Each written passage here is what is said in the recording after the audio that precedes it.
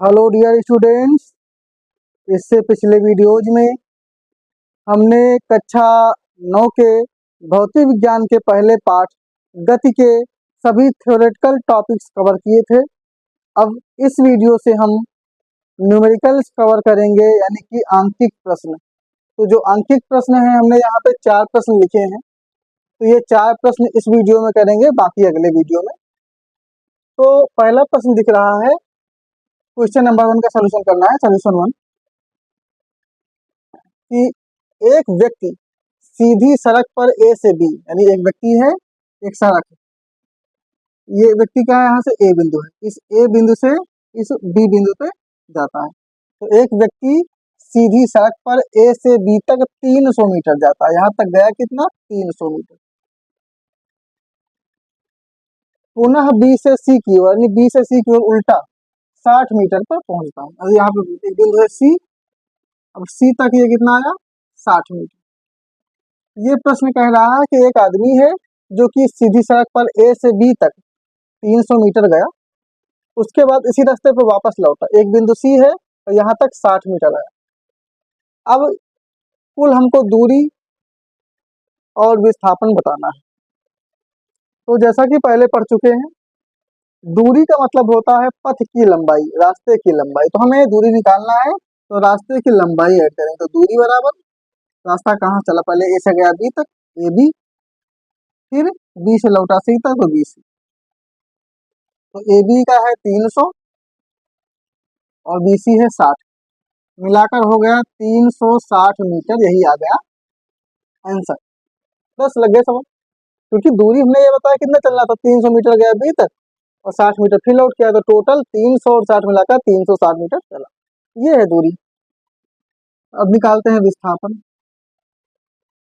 और विस्थापन का सिस्टम थोड़ा अलग होता है। विस्थापन में क्या होता है, हमें प्रारंभिक बिंदु और अंतिम बिंदु देखना होता है।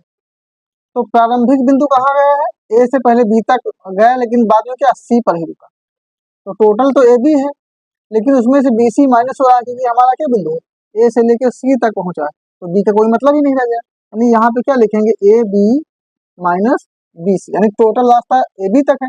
ए बी तो गया और चला ए से था, तो प्रारंभिक बिंदु हो गया, लेकिन उसको अंतिम बिंदु क्या चाहिए, सी, सी पर ही पहुंचा, तो लौट के फिर सी पे आ गया। तो इस हम टोटल में से वाली इतनी बड़ी है ये मार्कर, इसमें से व्यक्ति यहाँ तक गया, फिर लौट के फिर यहीं तक आ गया। तो शुरुआत यहाँ से किया था, तो अंत यहाँ पे हो, इतना तो फर्जी भी निकल गया। तो फर्जी वाला हटा देना है। तो ए बी सी घटा देंगे, यानी 300 से 60 घटा देंगे, तो बचेगा कितना, 240 मीटर आंसर। ये है विस्थापन। दूरी का मतलब होता है कि हमने जितना रास्ता तय किया उस पूरे रास्ते की लंबाई नाप लो, वही होती है दूरी। पर विस्थापन का मतलब हम कहाँ गए उससे मतलब नहीं है, हम जहां से चले और जहां पहुंचे उसके बीच की जो डायरेक्ट दूरी होती है वही होता है विस्थापन। तो ये पहला न्यूमेरिकल जो है लग चुका है, जिसका क्वेश्चन समझ गए होंगे कि दूरी निकालने के लिए रास्ते की लंबाई को जोड़ लेते हैं और विस्थापन निकालने के लिए प्रारंभिक बिंदु और अंतिम बिंदु के बीच की दूरी निकालते हैं। तो ये पहला तो क्लियर है, स्क्रीनशॉट लेना चाहे ले लेते हैं, फिर मिटा देते हैं इसको। अब दूसरा क्वेश्चन आते हैं। तो सोल्यूशन नंबर 2। तो सेकेंड क्वेश्चन पढ़ते हैं। क्वेश्चन है, एक कण 2r मीटर व्यास के अर्धवृत्ताकार पथ पर गति करता है, दूरी तथा विस्थापन ज्ञात कीजिए। तो क्या है अर्धवृत्ताकार, जैसे वृत्त पूरा होता है तो आधा वृत्त है वृत्त। तो अर्धवृत्ताकार पथ रास्ता है जिस पर कण चलता है, जिसका व्यास है 2r। व्यास जानते हैं, यहाँ तक की टोटल दूरी जो होती है व्यास होती है 2r, इतना हमको पता है। अब जो कण है इस रास्ते पे चला है, अब हमें इसका दूरी बताना है, विस्थापन भी बताना है। तो दोनों बातें निकाल ली। तो पहली बात तो क्या है, इसकी हम त्रिज्या निकाल लेते हैं। तो त्रिज्या का सूत्र होता है व्यास बटा 2। तो व्यास बटा 2, तो व्यास कितना है, तो व्यास इसका 2r है और त्रिज्या है 2, 2 से 2 कट गया, त्रिज्या को मान लेते हैं स्मॉल आर त्रिज्या होती है, तो स्मॉल आर बराबर आया कैपिटल आर। ये त्रिज्या निकल गई।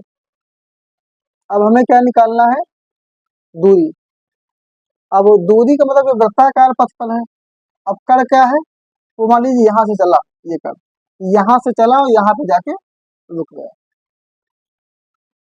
यहाँ से यहाँ तक, क्योंकि कण पूरा कवर तो किया नहीं। तो इस बिंदु को हम ए मान लेते हैं, इस बिंदु को बी मान लेते हैं। तो इस जो कण है, इस कण ने क्या है, आधा दूरी तय किया, क्योंकि जो पूरा वृत्त होता है पूरा गोल गोल होता है, और ये आधी दूरी ही है। तो एक सूत्र पढ़ा होगा, वृत्त की परिधि। वृत्त की परिधि होती है 2πr। पर वृत्त की परिधि तब होती है जब वृत्त पूरा चक्कर लगाए, और ये आधा चक्कर लगाया तो अर्ध परिधि हुई। तो जो दूरी हुई, दूरी का मतलब क्या हुआ, अर्ध परिधि, यानी आधी दूरी तय की गई। तो जो वृत्त की अर्ध परिधि है, अर्ध परिधि, आधी परिधि, ये आधी परिधि हो गई कण की दूरी, जो हमें निकालनी है, क्योंकि कण आधा रास्ता ही तय कर रहा है, ना कि पूरा। तो परिधि का सूत्र होता है 2πr, और आधी परिधि का सूत्र होगा πr। अब यहाँ पे हमारे सवाल के अनुसार स्मॉल आर की जगह पे कैपिटल आर देंगे, तो πr मीटर में है तो मीटर में लिख देते हैं, यही हमारा आंसर हो गया बस। तो जो वृत्त की अर्ध परिधि यानी आधा रास्ता है, ये हो गई दूरी। अब बात करते हैं विस्थापन की। तो कण का विस्थापन, और यहाँ पे विस्थापन क्या है, विस्थापन का मतलब होता है प्रारंभिक बिंदु अंतिम बिंदु के बीच दूरी। प्रारंभिक बिंदु है ए, अंतिम है बी, इसके बीच की जस्ट दूरी सीधी, तो सीधी जो दूरी है जो कण का विस्थापन वो एक प्रकार से व्यास आ रहा है, यानी अर्ध परिधि और अर्धवृत्त का व्यास, यही है इसके विस्थापन। तो यह है कितना, पहले दिया गया 2r, तो 2r जो मीटर आया आंसर, ये है विस्थापन। क्योंकि ए से लेके बी तक की सीधी दूरी 2r है, ये विस्थापन हो गया। और इसने दूरी कितनी तय की, यहाँ से घूम के यहाँ तक पहुंची, आधी परिधि तय की, तो आधी परिधि का सूत्र πr, और स्मॉल r का मान निकला कैपिटल R। ये आंसर आ गया। ये दूसरा प्रश्न था जिसमें हमने दूरी और विस्थापन ज्ञात किया। तो ये दो जो प्रश्न थे, इनमें दूरी और विस्थापन निकाले गए हैं। अब इसके बाद तीसरे प्रश्न पे बढ़ेंगे, तो इसका स्क्रीनशॉट ले लेते हैं। उसके बाद फिर तीसरा क्वेश्चन जाएंगे, इसको मिटा दे रहे हैं। अब सॉल्यूशन नंबर 3। तो जो तीसरा क्वेश्चन है वो है, एक महिला को घर से ऑफिस पहुंचने में 30 मिनट लगते हैं। ऑफिस की घर से दूरी 5 किलोमीटर है, तो महिला की औसत चाल ज्ञात कीजिए। तो ये मान लीजिए घर है महिला का, ये ए बिंदु हो गया घर, और बी बिंदु हो गया ऑफिस। तो ए से बी यहाँ तक जाती है, जाने में समय लगता है 30 मिनट, और ऑफिस की दूरी कितना है, 5 किलो। एक बात और याद रखेंगे, किलोमीटर के साथ घंटा दिखाते हैं, मीटर के साथ सेकंड दिखाते हैं, यहाँ पे मिनट है, इसका मतलब इसको चेंज करना पड़ेगा। अब इसे यहाँ पे किलोमीटर है, तो किलोमीटर साथ चाहिए घंटा, तो पहले हम 30 मिनट को घंटा में बदल लेंगे तो आसान हो जाएगा। तो 30 में जानते हैं कि एक घंटे में 60 मिनट होता है, तो 30 मिनट का मतलब आधा घंटा, तो ये आधा घंटा। तो पहले यहाँ पे समय, तो समय जो दिया है, समय हमारा है 1/2 घंटा, आधा घंटा, और दूरी है 5 किलोमीटर, ये दिया गया। और निकालना क्या है, औसत चाल। औसत चाल मतलब कुल दूरी कुल समय, तो औसत चाल कुल तय की गई दूरी बटा जाने में लगा कुल समय। अब कुल दूरी का एक ही दूरी है 5 किलोमीटर, 5 ही किलोमीटर जाती है, तो 5 बटा में।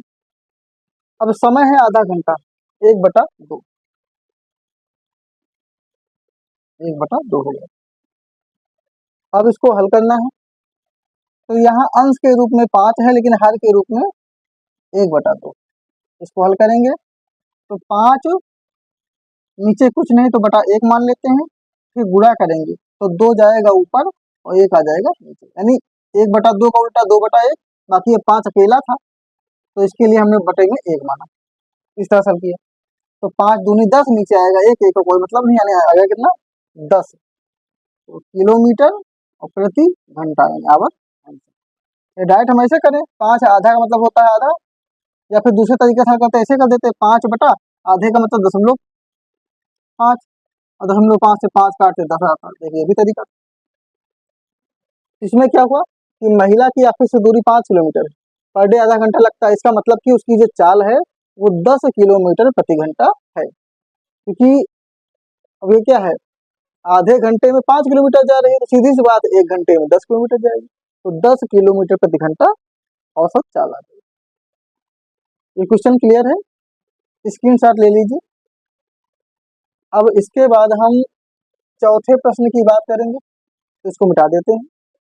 अब चौथा प्रश्न क्या दिया है, एक वस्तु 16 मीटर की दूरी 4 सेकंड में तय करती है, पुनः 16 मीटर की दूरी 2 सेकंड में तय करती है, तो वस्तु की औसत चाल क्या होगी। अब औसत चाल निकालना है। अब औसत चाल यहाँ पे क्या दो, वहां पे तो मान एक ही था, यहाँ पे 2 है। एक बार 16 मीटर की दूरी और दोनों बार 16 मीटर, तो दूरी जो है सोल्यूशन 4, तो दूरी तो 16 मीटर ही, 16 मीटर, लेकिन समय क्या है, एक बार 4 सेकंड लग रहा है और एक बार 2 सेकंड लग रहा है। तो यहाँ पे दूरी को हम ऐसे लिख देते हैं, डेल्टा एस या फिर डेल्टा डी लिख लेते हैं, डिस्टेंस। और समय क्या है, 2 बार समय, तो एक बार समय t1 कर लेते हैं जो कि 4 सेकंड है, और दूसरी बार समय t2 कर देते हैं जो कि हो गया 6 सेकंड, तो 2 बार का समय हो गया। अब इनको हम हल करेंगे, तो निकालना है औसत चाल। औसत चाल यानी कि कुल दूरी कुल समय, तो कुल दूरी यानी डेल्टा डी और कुल समय डेल्टा टी। अब दूरी क्या है, यहाँ पे दूरी भी 2 बार, इनको चाहे अलग अलग लिख लें, d1 ये भी 16 मीटर है और d2 भी 16 मीटर, तो हमको डेल्टा डी निकालना है, टोटल दूरी। तो टोटल दूरी में क्या होगा, d1 प्लस d2, क्योंकि 2 बार दूरी है, नीचे समय भी 2 बार है, t1 प्लस t2। अब दोनों बार दूरी, पहली बार भी दूरी 16 मीटर, दूसरी बार भी दूरी 16 मीटर, बटा समय क्या है, पहली बार लगा 4 सेकंड और दूसरी बार लगा 2 सेकंड। हल कर लेंगे, 16 16 32 और 4 2 6। अब 6 से 32 का भाग देना है, जो कटे काट देते हैं, जैसे कि 6 का आधा आया 3, 32 का आधा आया 16। अब और भाग देंगे, 3 से 16 का होते हैं, 3 पे 15 बचा 1.0, फिर 3 3 9 बचा 1, फिर 0 3 3 5.33। तो इसका जो आंसर आएगा वो आ जाएगा 5.33 मीटर प्रति सेकंड, क्योंकि मीटर और सेकंड में आंसर है, तो मीटर प्रति सेकंड। तो ये जो वस्तु है 16 मीटर एक बार 4 सेकंड में जाती है, एक बार 16 मीटर 2 सेकंड में जाती है, तो इनका जो औसत चाल हुई वो कितनी निकली, 5.33 5.33 मीटर प्रति सेकंड निकली। ये इनकी औसत चाल आ गई। तो इस वीडियो में हमने ये जो 4 सवाल हैं हल किए हैं, बाकी के जो सवाल हैं अगले वीडियो में करेंगे, ऐसे में वीडियो बहुत बड़ा हो जाता है। तो उम्मीद करते हैं जो 4 प्रश्न हैं ये समझ में आ गए होंगे। तो बाकी के प्रश्न यानी बाकी के आंकिक प्रश्न अगले वीडियो में।